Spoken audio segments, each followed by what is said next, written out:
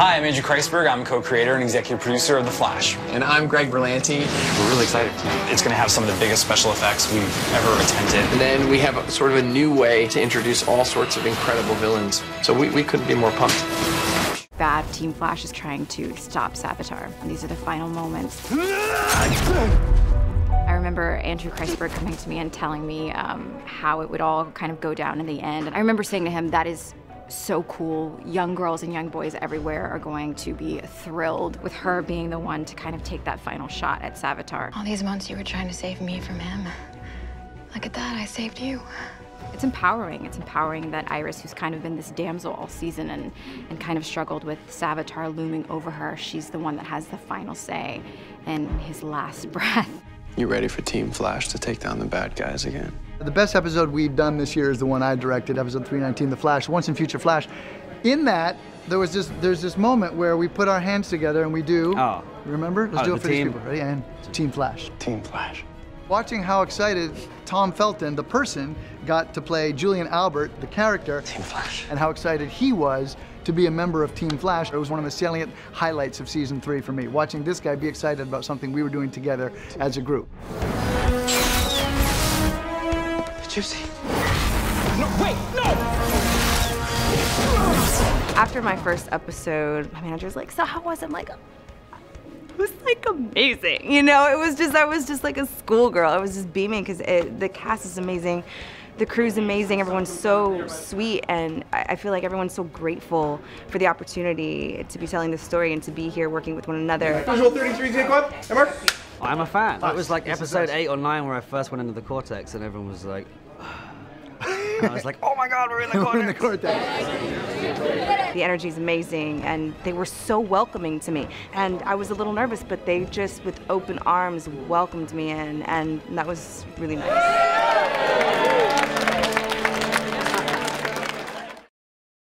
Surprise, surprise, everybody. Little tag for the beginning of Season 4, the end of Season 3. I like the connective tissue they always provide, so I'm going to explain what's going on behind the scenes. There is a new round of the Flash Ring giveaway. All you have to do to enter is be a subscriber, leave a comment on this video. That's going to be going on all summer, but this week there's a special Wonder Woman ticket giveaway going on. I'll name a new winner for that at the end of this video. So you guys want to know what's going on with Season 4 first. I'll talk about the Season 3 post-mortem stuff. The behind the scenes is really cool as they start to set up for Season 4. But there's a really highly structured way that they produce this show. So right now, they're finishing their break. Like, it's Memorial Day in the United States, so it's a national holiday. So most people are on vacation. But what's happening is after that's over in the next couple of days, the writers come back in, they start breaking the Season 4 story, and then they have the idea, like they break the idea of Savitar before Season 3. Hey, wouldn't it be cool if Flashpoint led to the idea of a time remnant version of Barry deciding that his existence was more valid than Barry's, and decided that the ultimate way to get rid of his pain would be to become a god, and what would that do to the characters? So they break ideas like that.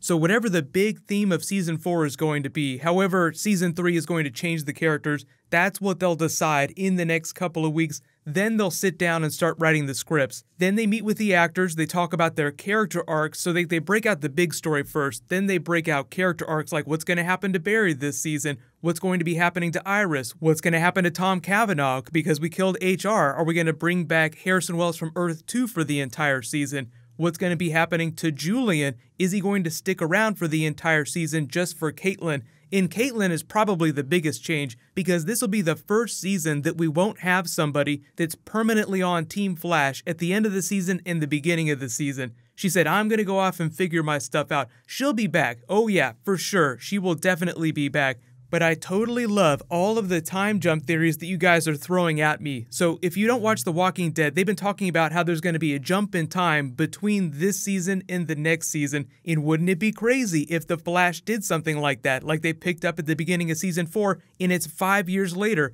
5 years that Barry has been gone and stuck in the Speed Force, instead of just being the normal 3 months that usually passes between seasons. So while that is completely intriguing, there's no evidence to support that they're actually going to do that. So do think about that though, because in the comics, what happened after Barry died is that Wally West was the Flash for many, many years, almost 20 plus years before they brought Barry Allen back. Mid-80s Crisis death to early 2000s Jeff Johns rebirth and the official return of Barry Allen.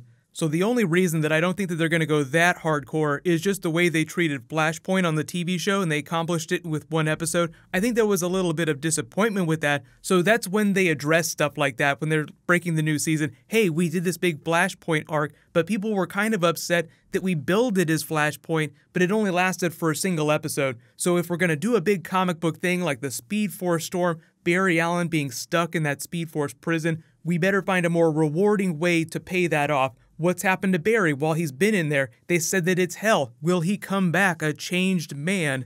That's actually the more important thing. And then what'll happen is a couple weeks before Comic-Con, sometime in June, they actually start shooting that first episode. If you remember, way back to the beginning of Season 3, we actually started seeing pictures of them on set. We started seeing Instagram posts. We saw a lot of the photographers that camped the set posting pictures of the rival. Everyone's like, oh my god, is this the new big bad? And there's Wally West in the Flash costume. What's going on? It was crazy. Even the producers came out and they're like, no, no, no, this is the rival. Savitar, the big villain, won't make his appearance for a while.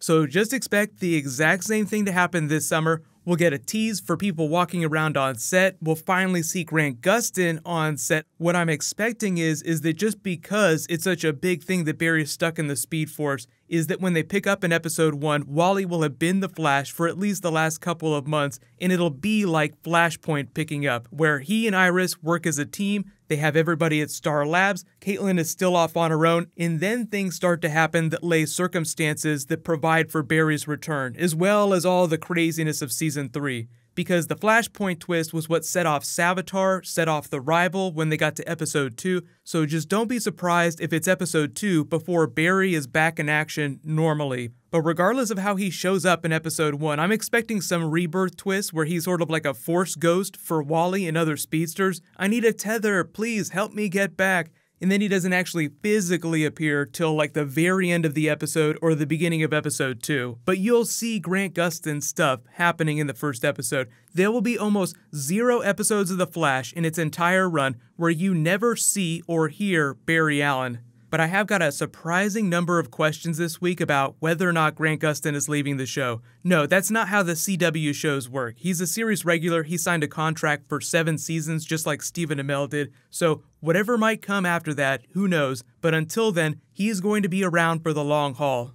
The really cool post-mortem on the Season 3 stuff is that you start to see the actors participating more in the actual production of the show. Like if you go back and you watch Season 1 Iris stuff, it feels so different from Candice Patton now. She's actually becoming a little more involved in what her character is doing. Tom Cavanaugh is actually directing episodes now, which I think is really cool. When you have a situation like that where someone's friend is directing them, like he's really close with the rest of the cast, in addition to being an amazing actor himself and a really good director, you just get much better performances out of everyone. So expect him to direct a couple more episodes during Season 4. And then obviously there's all the big teaser about the big action set pieces, the Super Animal Suicide Squad episode that they'll probably be doing sometime. I wouldn't be surprised if that was like their big 2-part Gorilla City style episode. Like episode 13 and 14 each season tends to be a big 2-part episode like that. That would probably be the place to put that, but they tend to not sleep on their biggest stuff. So if they have some big Suicide Squad stuff planned, we'll probably at least hear about that before then. But I'm expecting Season 4 to largely be rogue-based, most of the villains coming from Earth 1, but we still have Earth 19 because Gypsy's still around. There'll be more people from there. We'll still have Earth 2 people that will pop up. So we're getting to the point on the show where they just have more pools to pick from in terms of characters. So there was a character that got killed off, like HR from Earth 19. You still have plenty more in the multiverse to pick from if you want to bring someone new on. But there's a whole bunch more stuff coming this week. I know a lot of you have asked me to do a video for the Supergirl finale. What I'll probably do next is answer a couple more big questions about Flash twists, like why Wally still has powers, things like that. That'll post tomorrow. But I also wanted to do a finale ranking, just ranking the Flash finale against Arrow, Supergirl, Legends of Tomorrow, because I know a lot of you had opinions about that. Congratulations to the latest giveaway winner, Shark P. John 7. Please private message me on the back end of my channel so I can get your contact details. My non-spoilery Wonder Woman review will be up in a couple hours. You can click here for that. I'll update the link whenever I post that. And you can click here for more Flash Season 4. Thank you so much for watching. Let's high five. I'll see you guys tonight.